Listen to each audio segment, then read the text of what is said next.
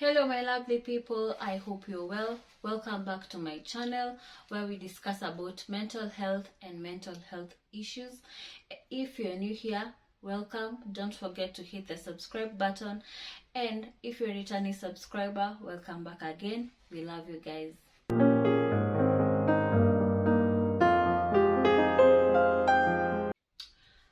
Welcome guys. So the last video we did, my previous video was about how to cope with grief and loss and the loss of a parent, and I was telling you my story when I lost my dad, and I promised that I'd put another video immediately afterwards, but I apologize.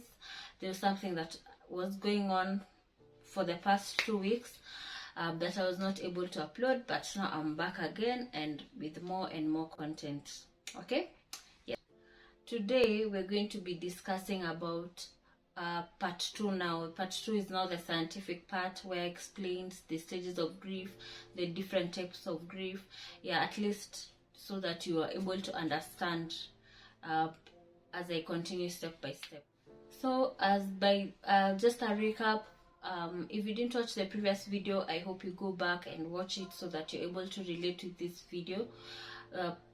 Just a recap about the previous video was when we described what grief was, and we said that grief is a response to loss, and you can handle it in any way. You can be angry, you can be shocked, you can even have physical features where you can have headaches, you can be vomiting, nausea, just everything, yeah.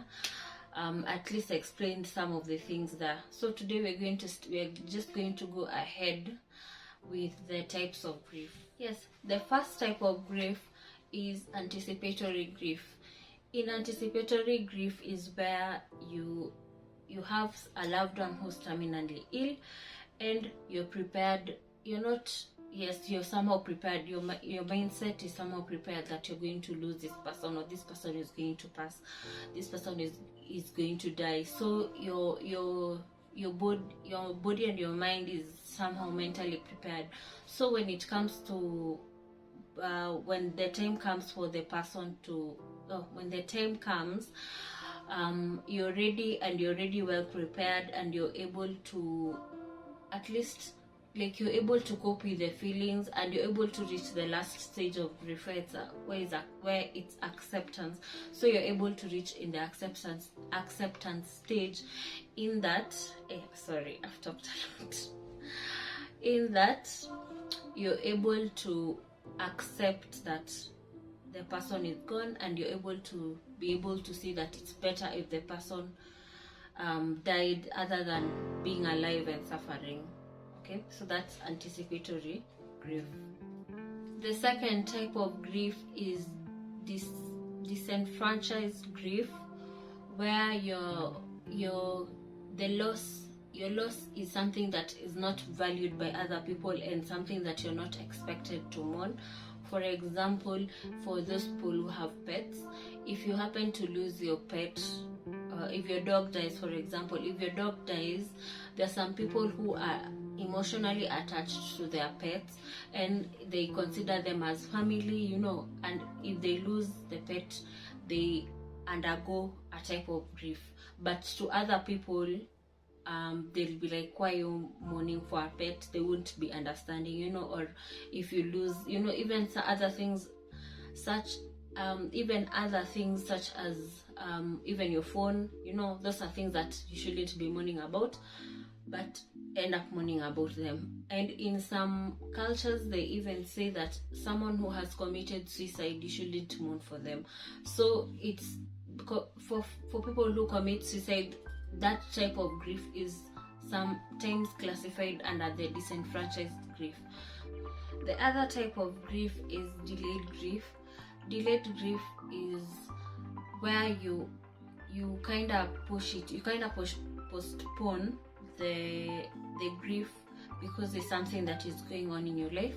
For example, if you watched my previous video, the type of grief that I was undergoing was delayed grief, because two things happened at the same time. I lost a parent, and I was my mind was under pressure because I was finishing my final exam, so I had two things going on, and that's why you put one aside, you finish one, then you now deal with it.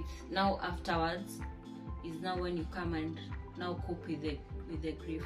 So that's delayed grief. Another type of grief is complicated grief.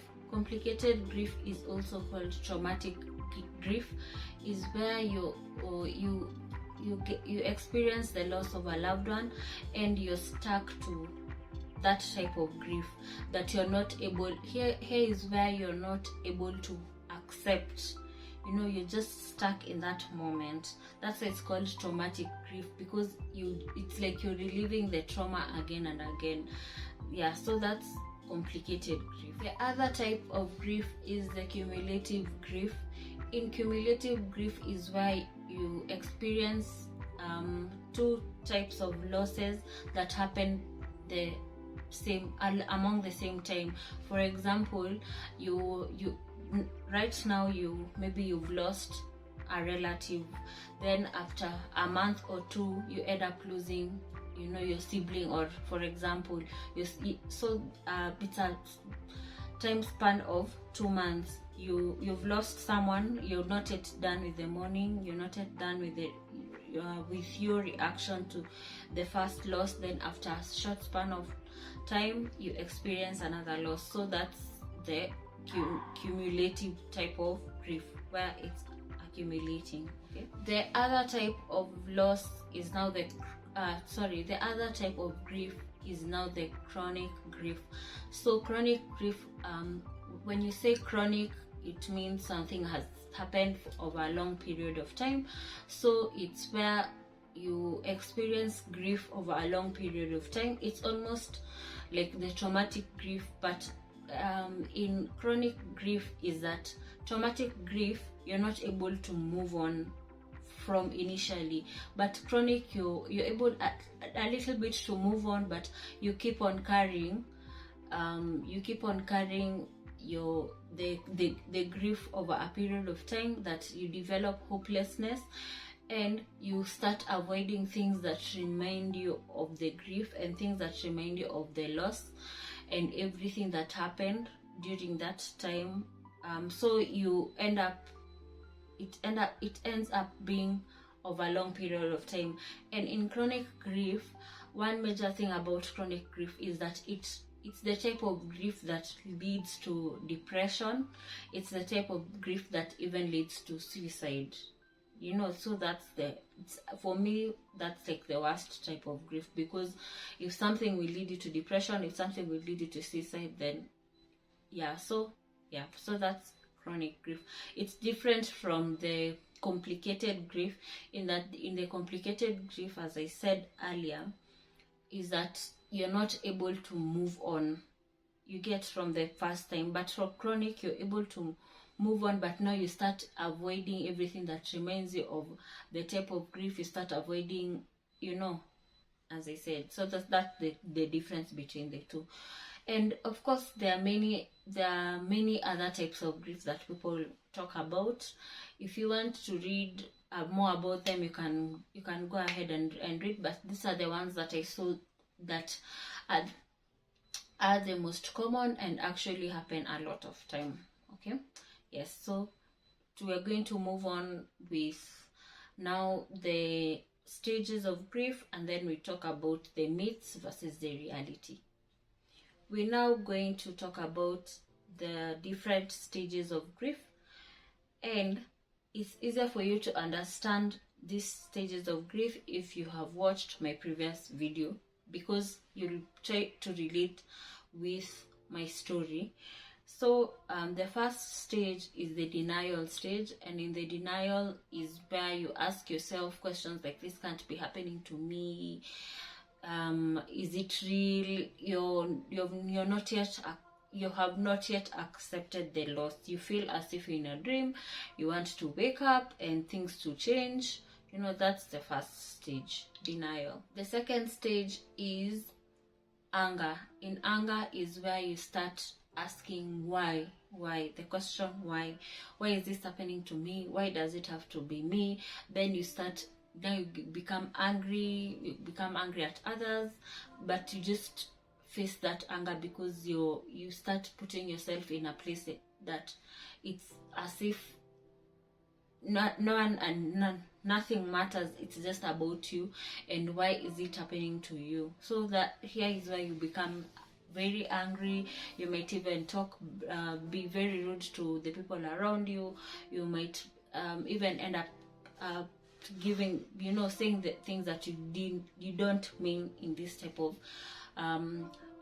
type of stage where you're angry. The third stage is bargaining.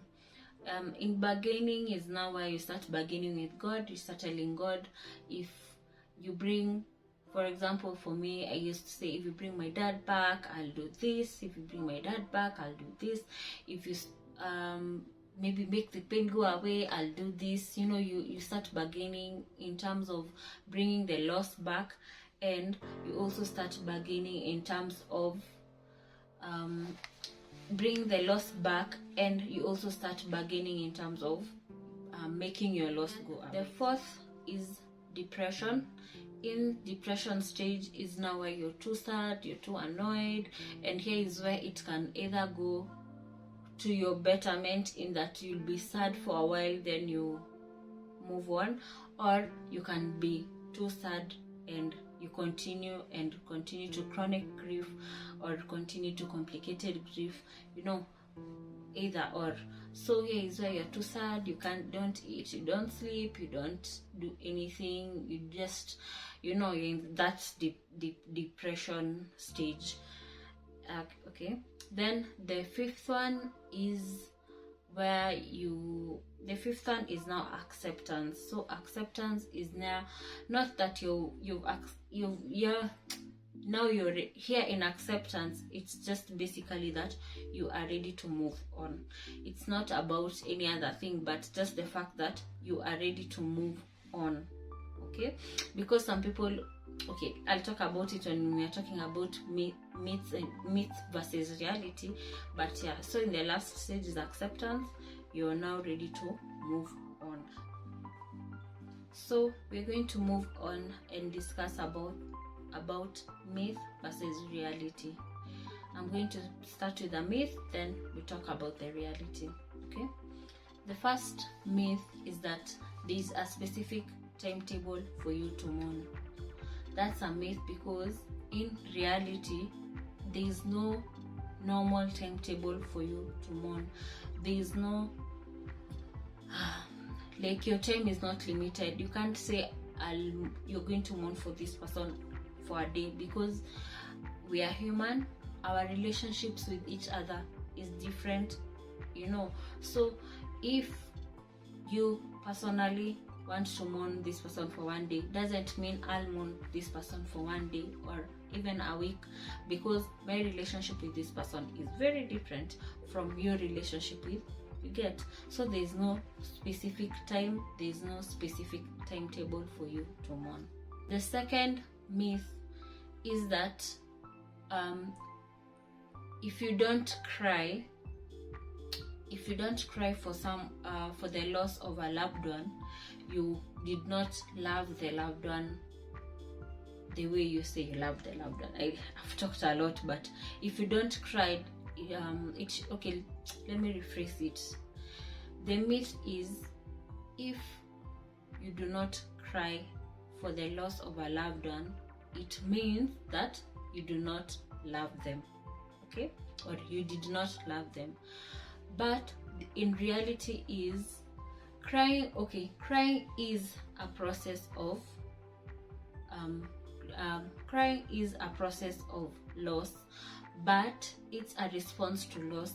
But remember, as I said, that people are different and people's processes is different. We are human beings, we have different personalities, so it's not a must that when you go maybe to a burial that you have to cry to show that you're mourning for them. Even how you react, how you you react, and you're even you being quiet is a type of grief. Even you maybe talking a lot, even sometimes even you laughing is a response. So it's not a must for you to cry in reality. The third one is you must put on a strong face. Sorry, if you put on a strong face, it means you are weak. So this one is now the opposite of the second one, because if you cannot put on a strong face, even if you're a man, you are able to cry. You can cry. It's not that now I am a man, I cannot cry, because if I cry, it shows that I'm weak. In reality, it is your personal process. You can deal with it how you see fit. So crying doesn't make you weak, okay? And it's not a must you put on a strong face. If you want to cry, you can cry. If you want to roll over crying, you can do that. We can allow you. Not that you roll over for 1 year, but for that specific time, you can do as you see fit. The next one is that moving on with your life means that you have forgotten your loved one. Moving on with your life does not mean that you have forgotten your loved one. It just means that you have accepted your loss, and it means that now you are at peace with the loss. It doesn't mean that you have forgotten them. They will always remain with you. They will always be a part of you. It's just a process of grief, because now you have to be at peace with yourself and at peace with the loss that happened. You cannot stick there, because as you remember, chronic grief leads to suicide, leads to self-harm, leads to substance abuse. All those things, they are related to chronic grief, and now you don't want to go there. So you need to accept and you need to be at peace. The other thing is that they say that pain, if you ignore the pain, it will go away. That's a myth. If you ignore your pain, it will not go away. It will make things worse in the long run. Remember, we have complicated grief, the traumatic grief. We also have delayed grief, where if you ignore, it will come and catch up with you. It will always catch up with you. So in the long run, you're not doing yourself any better by ignoring it, thinking that if I ignore it now, I'll be okay in the long run. So guys, we have come to the end of the video. I hope you've been able to learn a few things about grief and loss. You've been able to understand the stages, and you've been able also to understand the types. What I want to finish by reminding you once again, I know I've talked about it a lot, but just remind you that grief is an individual process. You do not need to think that you cannot be able to deal with it. And you also must remember that there are people who have also undergone the same type of pain, the same type of grief, the same type of loss that you've undergone, or you're undergoing right now, even as you watch this video, that it's going to be okay. This light at the end of the tunnel, you just need to hold on, and you need to hold on, and you need not to give up. Okay? Yes. So if you're new here and you've enjoyed this video, please hit the subscribe button. You support me by liking my videos, by sharing my videos, by subscribing, and also by watching. And I love feedback. Let me know how the video was. Let me know any other thing that you'd want to be educated about. Let us be able to interact. And also follow my Instagram page. That's where I do most.